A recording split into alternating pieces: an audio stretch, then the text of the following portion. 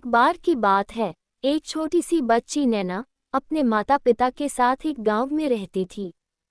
वह अपने माता पिता से ज्यादा अपनी दादी से प्यार करती थी। उसकी दादी गांव के दूसरी ओर रहती थी, जो कि जंगल से होकर निकलता था। एक बार उसे पता चला कि उसकी मम्मी दादी के लिए भोजन और दवाएं लेकर जा रही है। वह दौड़ी दौड़ी अपनी मम्मी के पास पहुंची और पूछा, माँ, आप ये भोजन और दवाएं किसके लिए लेकर जा रही हो? माँ ने कहा, बेटा, मैं ये सब तुम्हारी दादी के लिए लेकर जा रही हूँ। ये सुनकर नैना खुश हो गई और माँ से कहने लगी कि क्या मैं ये भोजन दादी के लिए लेकर जाऊँ? मुझे उनसे मिलना है। पहले तो माँ ने नैना को काफ़ी मना किया, लेकिन नैना की जिद करने पर माँ मान गई और उसे भोजन और दवाइयों की थैली देकर कहने लगी, ठीक है, तुम जाओ, लेकिन ध्यान रहे कि सही रास्ते से जाना और रास्ते में किसी अजनबी से बात नहीं करना। ये सुनकर नैना ने कहा, ठीक है माँ, मैं सीधे दादी माँ के घर ही जाऊंगी। इतना कहकर नैना अपनी माँ को बाय बाय बोलकर जंगल के उस पार के गांव में जाने के लिए निकल पड़ी। वह जंगल के रास्ते आगे बढ़ते चली गई। जंगल में कुछ दूर जाने के बाद ही उसके बैग से निकलने वाली खुशबू ने एक सो रहे भेड़िए को जगा दिया। भेड़िए की नज़र उस छोटी बच्ची पर पड़ी। उसे देखकर वह मन ही मन बहुत खुश हुआ और सोचने लगा, अरे वाह, एक नन्हा शिकार, लेकिन ये जा किस तरफ रही है? भेड़िया तुरंत नैना के पास पहुंचा और कहा, कैसी हो प्यारी बच्ची? क्या तुम ये स्वादिष्ट खाना मुझे चखने के लिए दोगी? भेड़िए का सवाल सुनकर छोटी बच्ची पहले तो डर गई, लेकिन फिर डरते हुए कहा, मुझे माफ कर दीजिए, मैं ये भोजन आपको नहीं दे सकती। यह मैं अपनी बीमार दादी के लिए लेकर जा रही हूँ, जो अकेले रहती है।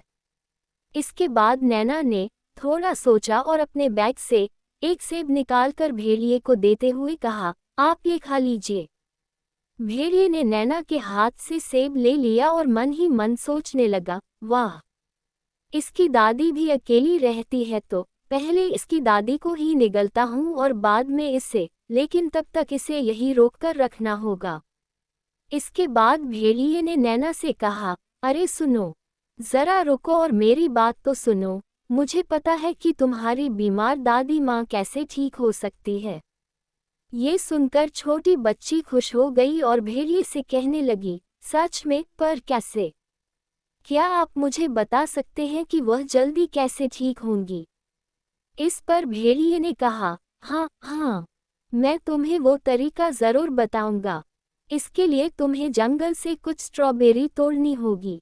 इन स्ट्रॉबेरीज में जादुई शक्तियां हैं, जिसे खाते ही तुम्हारी दादी एकदम से ठीक हो जाएंगी।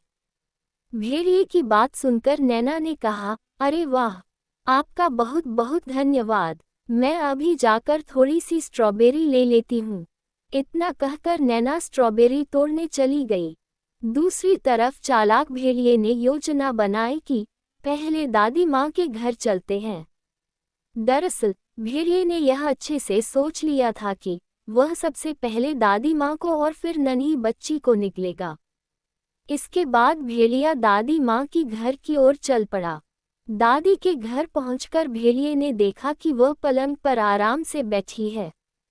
वह जैसे ही घर में घुसा, दादी माँ भेड़िए को देखकर चौंक गई। उसने भेड़िए से पूछा कि तुम यहाँ क्यों आए हो? इस पर भेड़िए ने कहा, तुम्हें और तुम्हारी पोती को खाने। इसके बाद दादी माँ ने उसे भगाने की कोशिश की, लेकिन भेड़िया नहीं माना और वह दादी माँ को निगल गया। इधर नैना स्ट्रॉबेरीज लेकर गाना गुनगुनाते हुए दादी के घर पहुंची। वहां पहुंचते ही उसने गेट खटखटाया और कहा, दादी, मैं आ गई हूँ, जल्दी से दरवाज़ा खोलो, मैं आपके लिए बहुत सारी चीज़ें लाई हूँ। तभी घर के अंदर से आवाज़ आती है, मेरी बच्ची, दरवाज़ा खुला है, तुम सीधे घर में आ जाओ। ये सुनकर नैना को थोड़ा आश्चर्य हुआ। दरअसल उसे अपनी दादी की आवाज़ बदली हुई लगी, लेकिन उसने सोचा कि शायद तबीयत खराब होने की वजह से ऐसा हुआ होगा। फिर उसने गेट खोला और घर में घुस गई। उसने देखा कि यहाँ कोई नहीं था। उसने बुलाया, दादी, दादी आप कहाँ हो? इस सवाल के जवाब पर अचानक भेड़िया उसके सामने आ गया। नैना डर गई और कहने लगी, तुम यहाँ कैसे आ गए? भेड़िया कहने लगा, ताकि मैं तुम्हें अपना शिकार बना सकूं। इतना कहते ही नैना की तरफ कूद पड़ा और दादी की तरह उसे भी निगल गया। इसके बाद दुष्ट भेड़िया दादी की पलंग पर सो गया और खर्राटे मारने लगा। तभी एक लकड़हारा दादी माँ के घर के पास से गुजर रहा था, जहाँ उसे खर्राटे की आवाज सुनाई दी, जिसे सुनकर वह रुक गया। उसने देखा कि खर्राटे की आवाज दादी माँ के घर से ही आ रही थी। वह घर के अंदर घुस गया। यहाँ उसने देखा कि दुष्ट भेड़िया दादी माँ के पलंग पर सोया हुआ था। वह समझ गया कि दादी माँ को इस भेड़िए ने निगल लिया है। लकड़हारे ने तुरंत दुष्ट भेड़िए को सबक सिखाने की तरकीब सोची। वह कैंची ले आया और भेड़िए का पेट काटकर दादी माँ और नैना को सुरक्षित बाहर निकाल लिया। भेड़िए के पेट से बाहर निकलते ही नन्ही नैना ने सबसे पहले अपनी दादी माँ से पूछा, दादी माँ आप ठीक तो हैं ना? उस भेड़िए ने आपको कुछ नुकसान तो नहीं पहुँचाया ना? इस पर दादी माँ ने कहा, मेरी बच्ची, मैं बिल्कुल ठीक हूँ, मुझे कुछ नहीं हुआ है। इसके बाद दादी माँ, नैना और लकड़हारा बहुत खुश हुए और नैना और दादी ने लकड़हारे का धन्यवाद किया। फिर नैना ने अपनी दादी माँ से वादा किया कि वह आगे से कभी भी किसी अजनबी से बात नहीं करेगी और साथ ही उसने अपनी और दादी माँ की जान बचाने के लिए लकड़हारे को शुक्रिया कहा। फिर तीनों ने एक साथ हंसी खुशी पूरा दिन बिताया और आराम से बैठकर चॉकलेट केक खाया।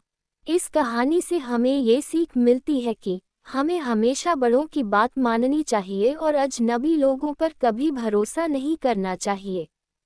ऐसा नहीं करने से हमें कई परेशानियों का सामना करना पड़ सकता है।